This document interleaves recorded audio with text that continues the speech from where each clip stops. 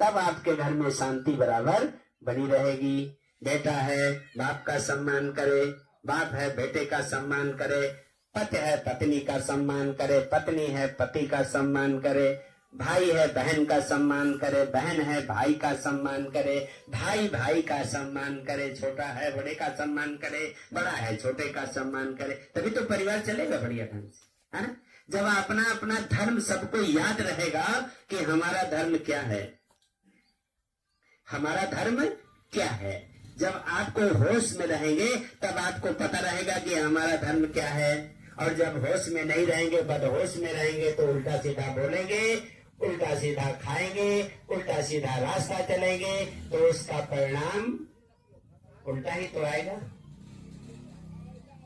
अब सुमिरन चाहे जिसका करे, नाम चाहे जिसका करे, इससे कोई मतलब नहीं होता है। सब कुछ कर्म के आधार पे होता है। जैसा आप कर्म से मन जहां हमारा मन जाएगा, तो इसीलिए कहा मन, वाणी और कर्म, तीन चीजें है ना। यही तीन टिकट महाविकट होती हैं। समझ लीजिए आप लोग, हमारी माताएं बहनें ज्यादा इसके ऊपर होती है, तीन टिकट महाविकट की बात करती हैं। तीन टिकट महाविकट क्या है, इसके विषय में आप समझ लीजिए। जैसे भी पूजा के विषय में नहीं समझ पाई, पूजा करती हैं। तीन टिकट महाविकट क्या है? महाविकट, जहां महा लगा हो वो महान शब्द होता है ना। एक ज्ञानी और एक, जैसे प्रांगण विद्वान, विद्वान प्रांगण विद्वान, वैसे महाज्ञानी और महाज्ञानी। तो क्या है, महाशब्द जहां लग गया तो समझ लीजिए उसका डबल हो गया, है ना। इसको वहां खड़ा कर दो, ठीक रहेगा। तो इसलिए आप लोग इस शब्दों को ध्यान दीजिए। शब्दों की मार है, शब्द बदल गया, उत्तर अर्थ उसका बदल गया। जैसे शब्द बदला तैसे अर्थ बदल गया, तो उसको ध्यान देने की जरूरत है। ये बुद्धजन कह रहा है।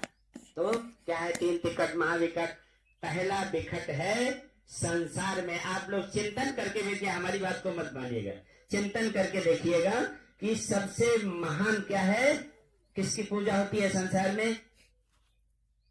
हमारे बुद्धजन में होती है, किसी में हो ना हो, हमारे बुद्धजन में पूजा होती है, सबसे बड़ी पूजा होती है ज्ञान की। ज्ञानी व्यक्ति का सम्मान होता है कि नहीं होता? विद्वान का सम्मान होता है कि नहीं, है ना? क्यों होता है?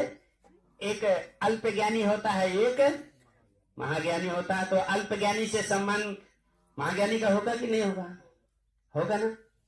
ये महाशब्द लग गया, यानी बहुत बड़ा ज्ञानी, उसको कह लीजिए देहाती भाषा में, अरे भैया उनसे बहुत बड़ा ज्ञानी, बहुत बड़ा, ऐसा तो हमने देखा नहीं, है ना। सब कुछ विषय में उनको पता है। ये महाशब्द लग गया। दूसरा शब्द आ गया इसमें, है नहीं। फिर पहला विकट है कि आप ज्ञानी बनिए, महाज्ञानी बनने की कोशिश करिए, अल्प ज्ञानी नहीं, महाज्ञानी बनने की कोशिश करिए, है नहीं। ताकि तब कि सम्मान, अगर सम्मान पाना चाहते तो सम्मान लायक के बनिए ना भाई, है ना। बुद्ध ने कहा। फिर तो ये है, आप ज्ञानी बनिए। दूसरा धर्म कहता है, दूसरा कहता है ध्यानी बनिए। जब आप ध्यानी बनेंगे और इतना बड़े ध्यानी बन जाओ कि कभी हमारे मुंह से, हमारे शरीर से, हमारे मन से कुछ ऐसा हम ना करें कि हमारे सामने वाले को गलत लगे, ठेस पहुंचे। ठेस कहां से पहुंचती है? शब्द वेदी बाण छोड़ते हैं। आपने किताबों में पढ़ा होगा कि फला शब्द वेदी बाण छोड़ते थे, तो शब्द वेदी बाण हम लोग देखते हैं, साफ दिखाई पड़ रहा है कि शब्द वेदी बाण आज भी छोड़े जा रहे हैं, प्रहार किया जा रहा है। कैसे? शब्दों की मार हो रही है। मारते कि नहीं? आपने हमको कुछ कह दिया, खराब लग गया, फिर हमने आपको कुछ कहा, खराब लग गया, हो रहा है कि नहीं? बौछार हो रही है, शब्दों की बौछार हो रही है। ऐसे शब्दों की बौछार हो रही है कि एक समय ऐसा आ जाता है कि खून खराबा पे तैयार हो जाता है। अब चाहे भाई भाई हो, और चाहे पड़ोसी में हो, और चाहे कहीं भी, होता कि नहीं? तो धर्म ये कहता है आप हमेशा ध्यान में रहिए कि हमारी वाणी से, हमारे मन से, हमारे कर्म से ऐसा कुछ ना हो कि दूसरे को हानि पहुंचाएगी, तो दूसरे को तो हानि पहले बाद में पहुंचाएंगे। बुद्ध ने कहा है दूसरे का नुकसान पहले बाद में होगा, सबसे पहले नुकसान किसका होगा? आपका स्वयं का पहले नुकसान होगा और फिर दूसरे का होगा, है ना? कैसे? पहले हमारी, आप लोग देहाती भाषा में कहते हैं, मैं कुछ देहाती भाषा में बोलना ज्यादा जानता हूं, कि आप लोग कहते हैं बस बस बस करो अब खोपड़ी खराब हो गई, कहते कि नहीं, है ना? बस बंद करो अब खोपड़ी खराब हो गई, नहीं कुछ और होने वाला, कहते ना? तो आपका मन खराब हुआ, फिर आपका मुंह खराब हुआ, वाणी से, यानी मन से वाणी पे उतरा, तब आप गलत बोलते हैं किसी को। फिर उसके बाद शरीर पे आ गया, कर्म पे। कर्म काहे से करते हैं? कर से, हाथ से। किसी को प्रहार करते तो हाथ ही से तो करते हैं, तो इनको कर बोला गया है ना? इनसे काम करते हैं ना, इसलिए इनको कर बोला है, इसलिए कहा गया कर्म। तो मन, वाणी और कर्म, तीन जगह से आप दूसरे की और अपनी हानि करते हैं। इसको समझ लीजिए, ये बुद्धिज्म में है कि होश में, इसीलिए हमने पहले भी कहा था कि होश में रहिए, जागरूक रहिए। बुद्धिज्म का मतलब ये होता है आप होशो हवास में रहे, खाते पीते सोते चलते बोलते, यानी जब तक बिस्तर पे जाग रहे हैं तब तक, और सो गए तो सो गए, सोना मरना बराबर होता है ना? लेकिन जैसे फिर उठे तैसे फिर हमें होश में रहना है। तो बुद्धिज्म कहता है होश में रहो, ताकि किसी प्रकार का तुम्हारा नुकसान ना हो और दूसरे का नुकसान ना हो, है ना? ऐसा ये कहा है। फिर तीसरा का आ गया, मन, वचन और कर्म, तीनों से होगा कि नहीं, है ना? मन से उतरा वाणी में और वाणी से उतरा कर्म में, है ना? तो ये तीन चीजों से आपका नुकसान होता है। अगर आप सतर्क रहेंगे तो इसको संभाल के, है ना? कहते हैं वाणी वाणी सब एक होती है, शब्द शब्द सब एक है, और शब्द शब्द का भाव, है ना? भाव अलग अलग होता है, इसका दूसरा भाव, उसका दूसरा भाव, उसका दूसरा भाव। शब्द शब्द सब एक है, शब्द शब्द का भाव। कोई शब्द औषधि बने, कोई बनावे घाव, है ना? तो शब्द संभाल के बोलिए, है ना? शब्द को संभाल के बोलिए ताकि घाव ना बनावे, है ना? प्रेम पैदा करे, करुणा मैत्री दया पैदा करे, कि आपका साथी बने, आपका सहयोगी बने, समय पे आपका साथ दे, है ना? ऐसा भगवान बुद्ध ने कहा संग पैदा करो। संग जब ही चलेगा जब इन तीन चीजों का आप होश में रह करके काम करेंगे, तो, है ना? तो ये बुद्धिज्म सिखाता है। इसी के लिए आपको अभी बताया गया कि 3 बार कहिए, एक बार समझ में नहीं आया दोबारा फिर उसको होश में ले लीजिए, है नहीं? थोड़ा समझ पाए तो तिबारा फिर उसको तिहरा दीजिए, ताकि अच्छे ढंग से उसको आप समझ जाएं।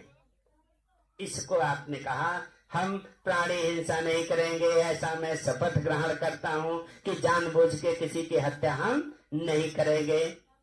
हत्यार हम नहीं बनना चाहते, कोई हमें पापी ना कहे। दूसरा है बिना दिए हुए सामान हम किसी की नहीं लेंगे, कि हमें कोई चोर न कह सके, चोरी हमें चोर साबित न कर सके, कह न सके, है ना? तो हम करेंगे ही नहीं, तो चिंता काहे की, टेंशन फ्री रहेंगे। तीसरा है बहन बेटियों का सम्मान करें, सम्मान करना सीखे। जैसे महिलाएं हैं पुरुषों का सम्मान करें, पुरुष है महिलाओं का सम्मान करें, लेकिन तीसरे सील का उल्लंघन ना करें। बेविचार, बेविचार माने क्या होता है? बेविचार माने होता है जो बिना सोचे विचारे चिंतन किए मुंह से वाणी को बोलता है और फिर कार्य करता है ना? होता कि नहीं? दीदी और समझ में आ रही है हमारी बात की नहीं?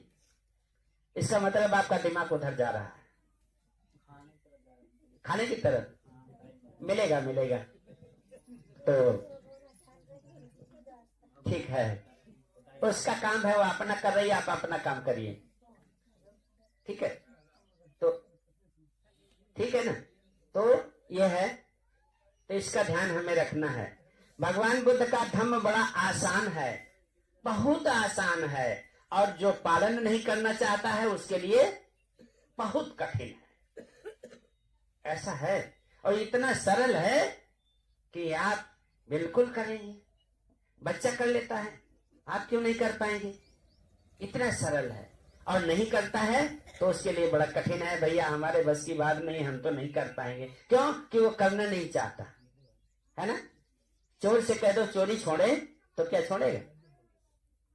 आइए मैं भगवान बुद्ध का छोटा सा एक शब्द काहे सीखेंगे। चौथा सील आपको बताएंगे, ज्यादा नहीं, मैं व्याख्या नहीं करेंगे, देर हो जाएगी। चौथा सील क्या है? आप लोग बताइए, चौथा सील क्या है भगवान बुद्ध का? बताइए। है मूसावादा। आइए देखिए, भैया को पता है मूसावादा क्या होता है नहीं? हाँ, तो मूसावादा क्या है, इसके ऊपर छोटी सी कथा हम आपको सुनाते हैं, उसके बाद फिर समय के अनुसार काम करेंगे, जो समय देंगे। तो चौथे सील की व्याख्या मैं आपको कर रहा हूं, उसको ध्यान से सुनेगा। चौथा सील कौन नहीं पालन करता है? जो चोरी करता है, जो झूठ बोलता है, जो झूठ बोलता है। चौथा सील मानी जो झूठ बोलता है। और झूठ के ऊपर देखिए कितना बड़ा लाभ होगा और कितनी हानि होती है, अभी समझ में आ जाएगा। एक घर में एक व्यक्ति ऐसा था कि चोरी करता था, उसका चोरी करना काम था, बड़ा शातिर चोर था, है ना, चोरी करता था। और इसी तरह श्रावस्ती, सुना है आप लोगों ने श्रावस्ती? श्रावस्ती में भगवान बुद्ध 24 वर्षवास 24 साल वहां बिताए हैं, बरसात के महीने, है ना, 3-4 महीने वहां रहते थे। उसी समय की वहीं की घटना है, मैं आपको थोड़ी सी बता रहा हूँ। वहां पे सभी लोग इसी तरह बैठते थे, लगती थे खूब, सब लोग प्रश्न करते थे, सुनते थे। भगवान, अच्छा मैं सुन गया हूँ, समझ गया हूँ, हमें पहला सील दे दीजिए, पहला सील दे दीजिए, यानी मैं हम हत्या नहीं करेंगे, हम शपथ लेते कि हत्या नहीं करूंगा।